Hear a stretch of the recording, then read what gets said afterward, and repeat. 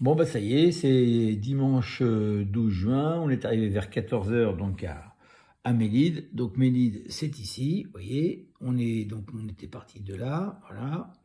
Et là, ce qui est de particulier à partir de maintenant, c'est que on se retrouve à croiser, à reprendre le Camino Frances, qui est quand même le Camino sur lequel il y a le plus de monde, parce qu'à la limite, il est un peu plus facile et puis il dessert pas mal tous ceux qui viennent du Puy-en-Velay, de Vézelay, etc.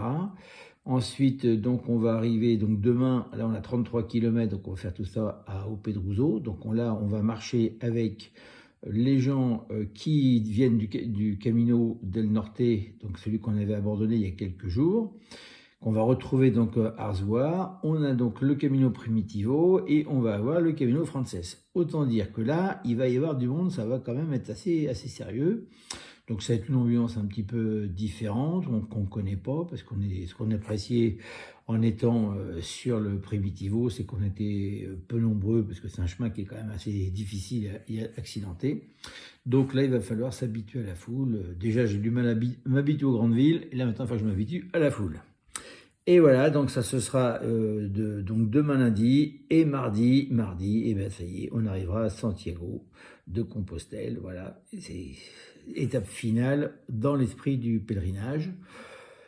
Comme on est dimanche, eh bien, je fais le point, ne serait-ce que pour satisfaire mon ami Eric de Poitiers. Donc, on a fait 1671 km là, depuis le début, depuis Tours.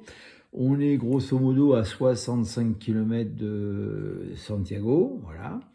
Donc, bon, on commence à réfléchir un peu à la fin, etc. Vous voyez, à un moment donné, il va falloir qu'on revienne. Alors, de toute façon, on a décidé, puisque donc Joséphine et puis Hervé veulent le faire, donc ici, on partira donc sur Fisterra, donc là où la Terre se termine, et c'est l'extrême ouest, on va dire, de l'Europe. Et puis Muxia, donc sans doute une boucle, et puis après revenir en bus, et puis après envisager le retour. Donc voilà, bah, si vous voulez, voilà ce que ça a fait en fait depuis quasiment 70 jours. Hein, voilà, partie de Tours, tac tac tac ici, machin, dégringolé ici, Dax et compagnie. Ici Saint-Jean-Pied-de-Port. Ensuite j'ai fait la petite liaison dans les Pyrénées, donc sur Hendaye. Puis après ça a été le Camino Norte. Puis après on a bifurqué sur le Camino Primitivo parce que c'est quand même l'origine du pèlerinage. Et là on arrive à Compostelle. Donc, content, vous avez partagé des moments d'émotion, des moments de rigolade aussi. Il y en aura encore, de toute façon, parce que j'ai la chance d'avoir eu plein de super coéquipiers pèlerins qui soutiennent, qui aident. C'est des confidences. Enfin, c'est quand même une belle expérience et je ne regrette pas de l'avoir menée donc, et de vous avoir fait partager tout ça. Donc là, écoutez, je suis dans ma chambre d'hôtel, je vais aller rejoindre mes compagnons, donc Joséphine et Hervé. Hervé, bon, qui soigne ses pieds, ça allait mieux aujourd'hui.